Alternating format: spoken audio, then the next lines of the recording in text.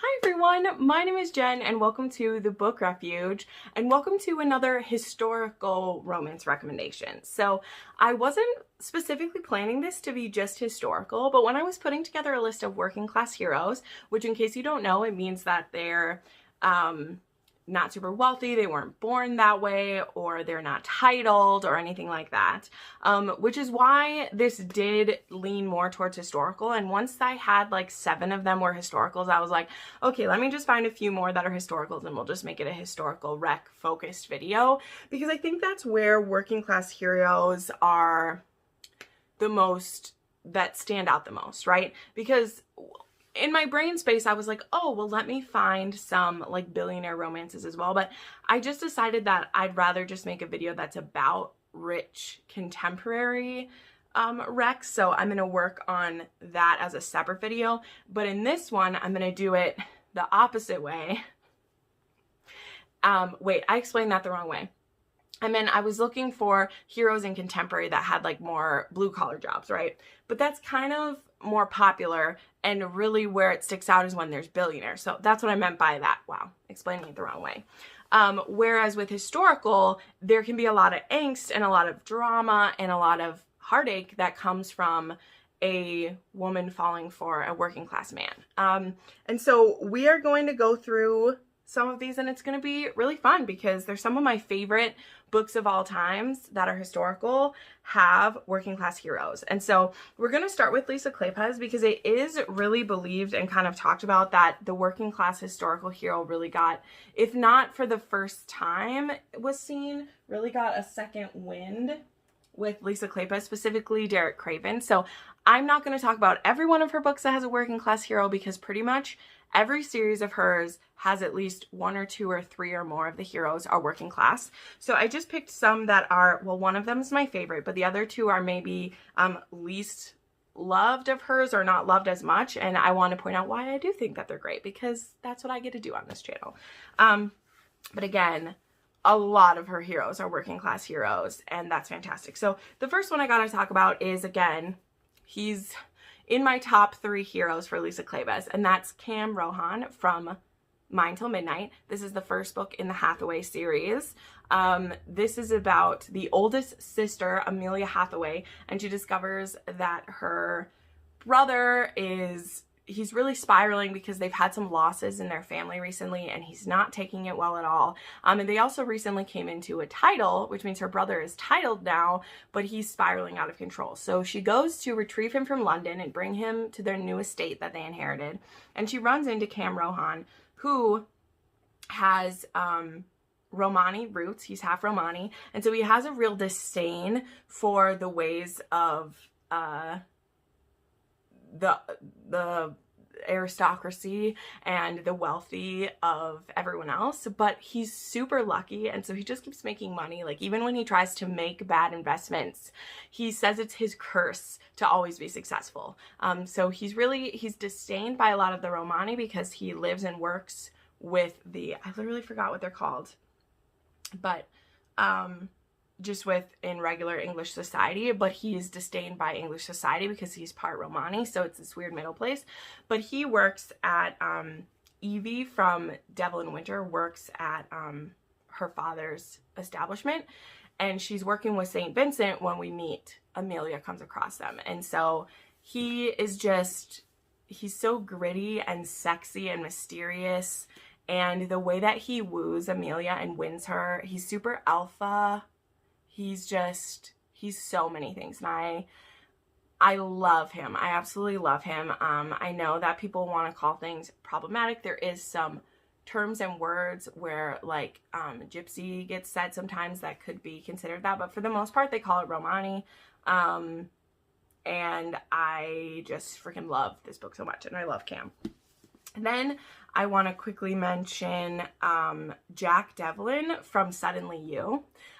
This book has a lot of mixed receptions, and I think it's partly how this book wraps up in the end. There's trigger warning for a miscarriage in here, and I think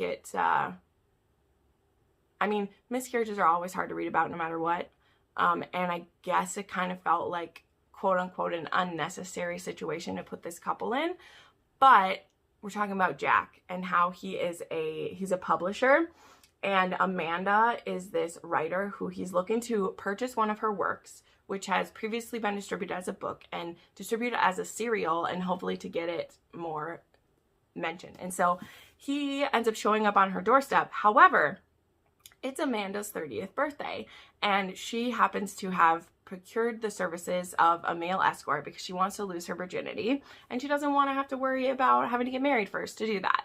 And so she actually went to see a madam, and the madam said that she would send her someone. And then this madam happens to also be friends with Jack, and he's looking to talk with Amanda, and so the woman's like, this is her address, go talk to her. And so this madam kind of sent them both up. And so they don't have sex that first night, but they definitely do some things.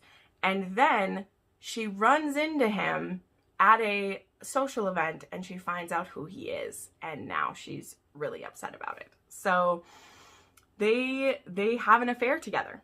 Like, they're both unmarried, unconnected, so there's no like cheating in this affair happening, but they have an affair together, and it's very interesting. It's a good time. And then the last one I wanted to point out from her, like I said, I could pretty much go through every series that she owns and give you 20 of Lisa's books that all have working class heroes.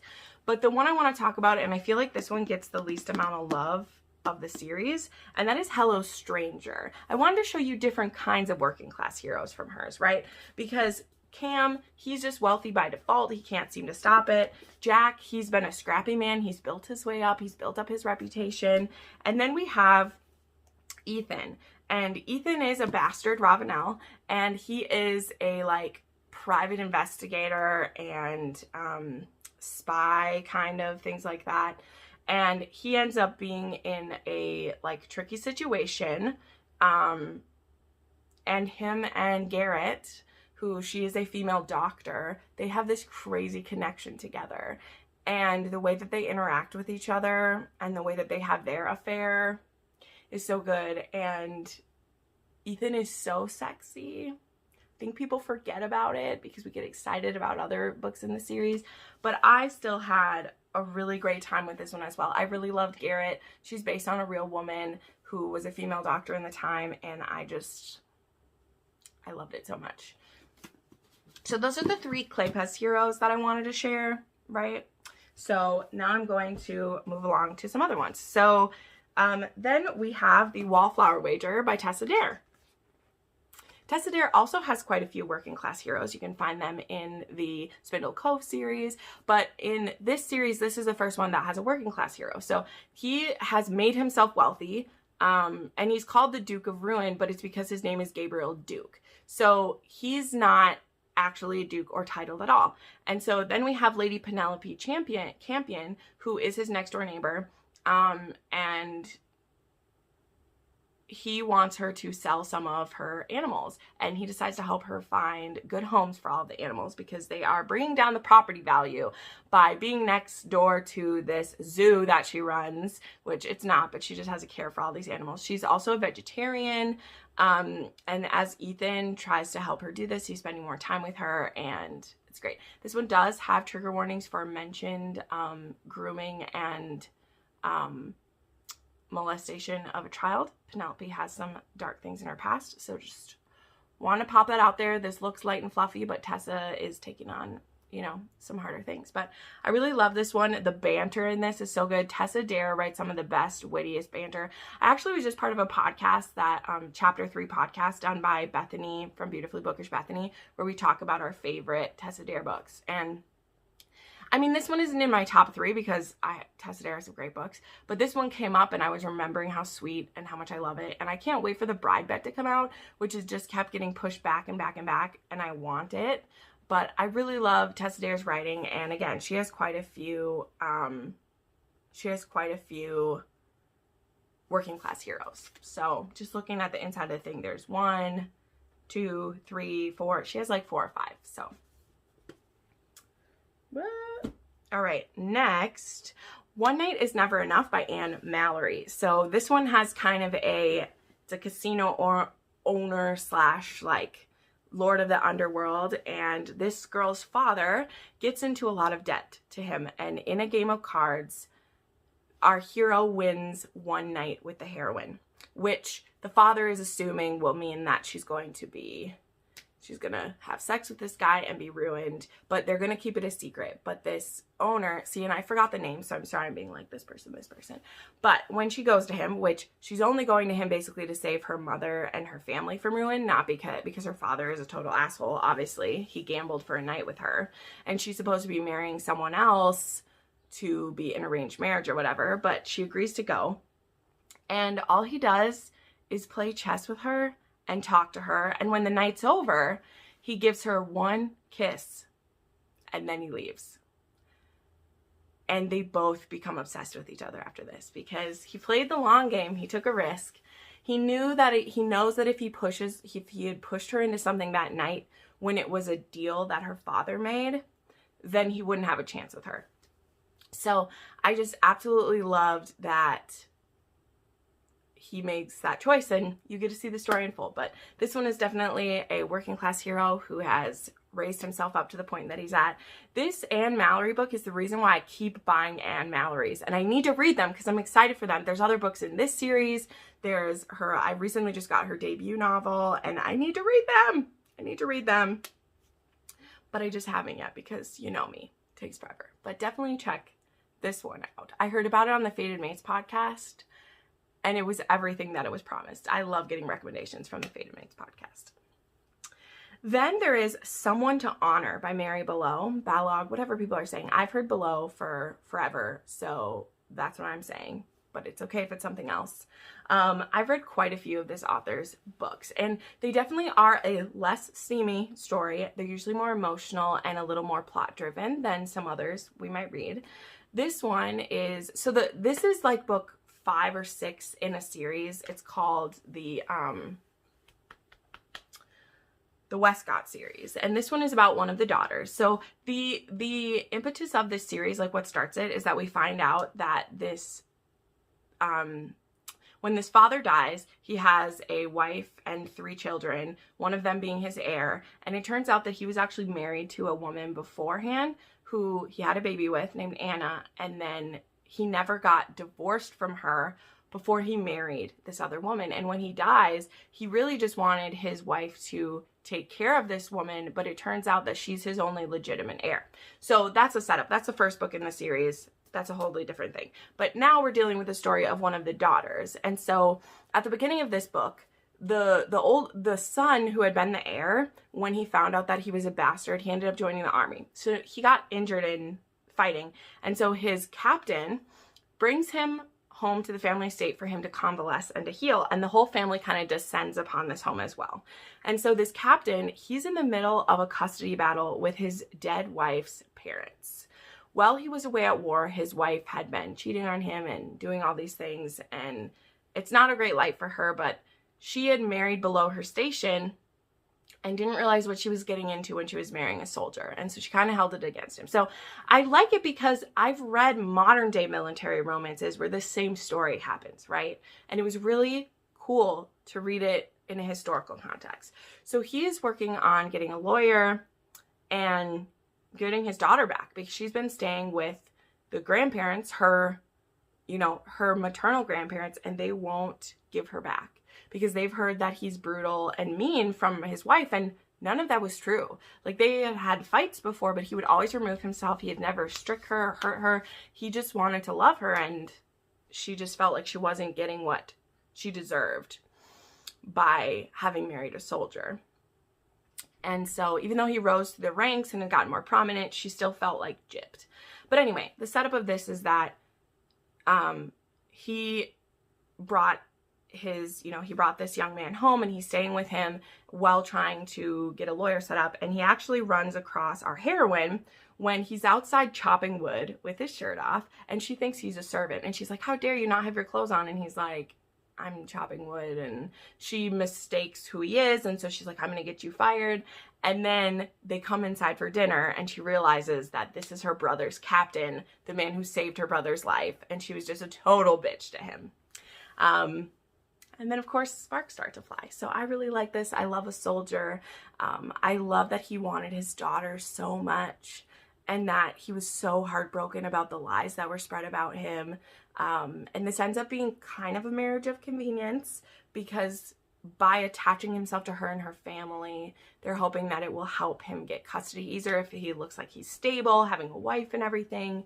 And yeah, it's a really sweet one. Mary Balogh, her books always have a lot of angst, but they're also quieter books. Like, the angst is more subtle. It's not like painful angst that you might read in some other books. Then I have A Duchess a Day by Charis Michaels. So I read this book a couple months back. This is the first book in her Awakened by a Kiss series. And this one is a retelling of Snow White. This was pretty popular when it came out. Everyone was reading it, everything. And this one is about Lady Helena Lark, who is supposed to marry the Duke of Lusk, and she does not want to marry him. But her family is going to make her do it. And so her family, she gets assigned a bodyguard named Declan Shaw, and he's known as the Huntsman. And he has been in prison under false accusations, and all he wants to do is like go back to his life, go back to his father's farm, which is like, I think it's an orchard, or no, it's her trees. In this one, she has a forest that she wants to protect. And if she gets married to the Duke of Lusk, her family is planning to tear down the forest for like other reasons, and she really wants to protect that. And anyway, they end up coming up with a plan to try to find the Duke a different wife. And yeah, it's just really cute. I love Declan. I love the plan that they come up with together. I love their chemistry. The execution of this, I gave this 4 out of 5 stars. He was so sexy. And I love the build of their relationship. It was really cute. So check this one out. Then, what do we have here? All right, I have My Fake Rake by Eva Leigh. This was a choice that we read for the Rake Appreciation Society. There's actually an interview with me and Crystal interviewing Eva Leigh. It was very fun. This one is about Lady Grace, and she's a wallflower and a scientist. She's a naturalist, she wants to be with a naturalist who she feels like will be great for her. So what she ends up doing, though, is to make herself get noticed. She has a friend named Sebastian, who is also a scientist, and he's poor, and he's, he's smart and quiet, and he's been in love with Grace for a while, and they're actually friends. And so she asks him to help her get noticed. So she gives him a glow up and has him come into society with her so that she will be seen as having the attention of this guy. It's a weird setup. This book was really fun. It wasn't quite to my taste because there's a few things that just didn't quite jive with me. But when I was trying to pick heroes with a range of different jobs, I thought this was an interesting one because he's a scientist and I thought he was nerdy, and their thoughts about each other are really romantic, and it was just a fun romp. And a lot of people are loving this series, The Union of the Rakes. I need to keep reading it because I've heard the next 2 are absolutely fabulous and I just haven't got around to them yet. But I have read quite a few of Eva's books, and she has some other working class heroes too. She has one that is a preacher, and I love it because it's absolutely fantastic. So definitely check that out. Then I want to bring up the Good Girl series by Kerrigan Byrne. This is a spin-off from the Victorian Rebels, which the Victorian Rebels also has quite a few working class heroes in it. But I wanted to go with this one because this is the one where like the girls are all from a really prominent family and the men are not so much. So the first one is Seducing a Stranger, which is also a dark and stormy night. There's an alternate cover to this book because this one is the last book in the Victorian Rebels as well as the first book in the Good Girl series. So this is about, he is a sir, but he's a sir because of his like works, not because he was like born a sir. He actually works for Scotland Yard, and he's a chief inspector. And so he's also a decorated soldier, and he is undercover, and he ends up spending the night with Prudence Goode, who she's supposed to be having an arranged marriage with this guy that she doesn't really like. And so she goes to this pleasure house where she has a night with a stranger. And then a couple months later, it's her wedding day, which Carlton actually gets invited to because he's friends with her father. And she is caught in the room with her husband, or with her to-be husband, with a knife in him, and she's holding the knife in her hand. And she says, I didn't do this. I came into the room. He was like this. I grabbed the knife. Oh no. And by the way, I recognize you. you're the man that I slept with, and also I'm pregnant and it's yours, because I was a virgin that night. So many things get set up in this book. It was, wow, absolutely banana pants. But Kerrigan Byrne pulls it off the way nobody else does. So this is the first one. And then there is the second one, which is called Courting Trouble. And this is about the oldest sister of the Goode sisters. And her name is Honoria, and we call her Nora. I think we call her Nora. And we have Dr. Titus Conlive. And so there's something that happens to the oldest sister in this book. And so Dr. Titus is taking care of her in this one. However, this isn't the first time that Titus has ever taken care of her before. He actually used to be the stable boy at her home when she was young, and they had this flirtation. She's a couple years older than him, by the way, too, so I wouldn't really call this like an age gap, but it is an older woman. Technically, she's like 3 or 4 years older than him, and that's a big deal because like it was a big deal when they were kids because she looked at him as kind of young. But when she was young, she was actually very ill, and he helped the doctor take care of her. And it actually inspired him to become a doctor himself. So now, 20 some years later, they are back in each other's lives, and there's just, I can't tell you the situation we're under, but she has had a previous relationship just absolutely decimate her, and she does not feel worthy of this man that she loved so much. And he's really angry because he doesn't know why she ever left him. Was he not good enough for her? Was he not going to be making enough money? And it's so beautiful. It's so good. So definitely check out The Good Girls by Kerrigan Byrne. Like, her series is fantastic. And then the last one I want to talk about is Her Ladyship's Companion by Evangeline Leigh. This book has the ultimate working hero. This is actually about a male escort. It's about this woman who she's in a pretty abusive relationship, so there are definitely trigger warnings for physical and emotional abuse by a spouse. And so this girl, she's very sad and lonely, and she's isolated out on her estate that her husband has left her at. He only comes to visit her a couple times a year to assault her and try to make a baby unwillingly, basically. Well, her cousin comes to visit her, and her cousin sees how lonely and sad she is, and she's like, you know what you need? You need a fling. You need a man to just pay attention to you and to love you and to bring you peace and joy, and I'm going to make sure that happens for you. So her friend hires an escort for her to be her companion for 2 weeks' time, and this is a pretty practiced courtesan. And so he knows all about the ladies, and he goes to stay with her, and he's just absolutely transfixed by how sweet and beautiful she is. But he also knows, like, what's up. You know, he knows his place. And so we're in this crazy position because she's married to an abusive man who is never going to let her go, even though he hates her. And he is with her because she paid him to be there. So what do we do about that? This book brought me to tears. I loved it so much. Evangeline Leigh has only written 2 books, and I love both of them. They both are about prostitutes, one male and one female. And I just love this story so much. It's so great. So there you go. I hope that was a good range of working class heroes for you. I tried to find some in kind of every like working class or whatever. But let me know some of your favorites. I mean, historicals, it's such a great dynamic when you have them at the different levels. So yeah, thank you so much for watching this video. I put up new content 3 to 4 times a week. Make sure you check out channel memberships if you're interested in being more involved, and I'll see you in the next video.